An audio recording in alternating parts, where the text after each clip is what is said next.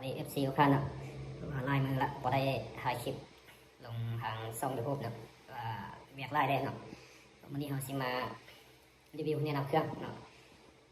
วันนี้จะมีอยู่สองแบบเนาะหรือว่า2ยี่ห้อเนาะหรือว่าลงให้ FC เบิ่งตัวนี้จะเป็นของ A เนาะของ A อัปเกรด100เนาะที่ว่ามืออื่นเก็บจะส่งให้ลูกค้าเนาะประมาณนี้เพิ่นใส่สั่งเต็มเลยเนาะตัวนี้เป็นแล็ก16แวนทางคาร์บอนว่าเราเป็นเรา5เกี่ยวเนาะเรา5เกี่ยว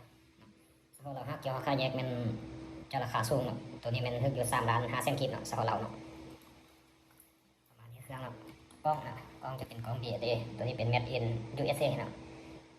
เส้นเล็งจะคมสับดีเนาะเสียงเก็บเต็กเนาะ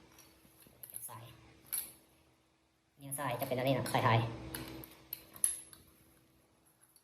ท่านเนาะที่ว่าเป็นสั่งจัดเต็มเลยวันนี้ตัวนี้เนาะแล้วตัวนี้เป็นสั่งเอาตัวนี้เนาะเอาใส่เป็นสายอันนี้เนาะหรือว่าสิเลือกเอาหูกระวินจับอย่างนี้ก็ได้เนาะ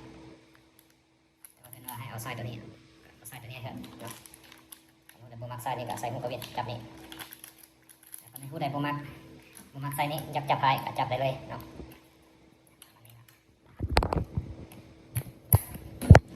ประมาณนี้เนาะว่าการว่าเคซ่อง MC เขาจะบ่จักแนะนำเด้อให้ว่าเอาอันน่ะสายหายมาหัดมาจับพี่นะว่าเคซ่อง MC มันจะนี่เนาะน็อตทันอยู่นี่เนาะเพราะว่าเรื่องของแข็งเฮงมันจะบ่แข็งเฮงเนาะไล่ลูกค้าเนี่ยเอาไปแล้วมันมัดไส้ที่มันลุยเนาะไล่ขนมันลุยเนาะไอ้ตัวนี้ลุยเนาะขันหัดมันไส้ตัวนี้มาหัดอยู่นี่เนาะจะมาหัดอยู่ที่นี้บ่ให้มันงัดเกินเนาะบางคนเอาไปหัดอยู่ที่เฮ็ดให้น็อตตัวนี้ลุยเนาะไอ้ตัวนี้ลุยเนาะมันจะบ่แข็งเฮงคือกับตัวนี้เนาะแต่ว่าตัวนี้มันจะแข็งเฮงเนาะมันจะใส่น็อตทบเหลี่ยมจับข้างในเข้าสู่เฟรมนี่เนาะมันจะแน่นเนาะตัวนี้เนาะจะบ่มีร่วมคือกับว่าตัวนี่เนาะกันทั้งนี้คันผู้ใดบ่มันเบิ่งน็อตบางไหนนี่มันจะร่วมออกมาเลยเนาะตัวนี้มันจะหยาบออกเลยมันรับประกันจะแน่นดีเนาะอันนี้มันสร้างจับเต็มแล้วนี่เนาะให้ว่าประกอบให้ตามที่ว่าเพิ่นสร้างประมาณนี้เนาะสำหรับหาทางกล้องหาเท้าเนาะสิเบิ่งอันนี้เนาะตัวนี้เนาะจะเป็นตัวจับเลเซอร์อยู่นี่เนาะจะเอาใส่ข้างกันสิเนาะแต่ว่าแว่นทางของลายเจ้าเนาะจะเอาใส่ทางเรื่องนี้เนาะจะวางใส่ทางนี้ใส่ทางเรื่องแล้วมันเล็งกล้องก็ได้เนาะเล็งกล้องมันจะขาดตัวนี้มันสูงเล็งกล้องเวลาเล็งกล้องมันจะ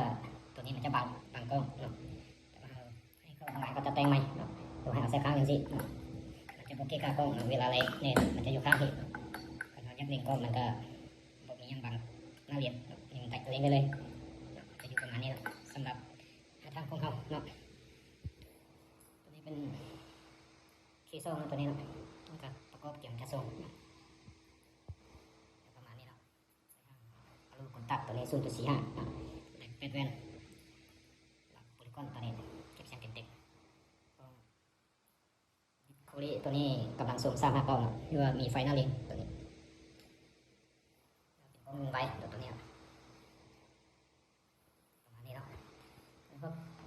เคซ่งแล้วก็เก็บสุดอัพร้อยราคาจะตกอยู่ประมาณ8 ล้านปลายเลยนะครับขนาดก็ธรรมดาบ่อัพเราบ่อัพยังแต่คืออยู่7 ล้านปลายนะประมาณ7 ล้าน 2นะว่าคันใส่เราดีเราเก็บดีแต่คืออยู่8 ล้านปลายนั่นเองนะไปเพิ่มบ่สูงประมาณนี้เนาะแค่นั้นกันท่านใดสนใจมักเป็นไรปรากฏเป็นไรมันทักมาได้เนาะก็บ่ค่อยมีเวลาที่ถ่ายคลิปได้เนาะระยะนี้เนาะเรียกหลายเนาะ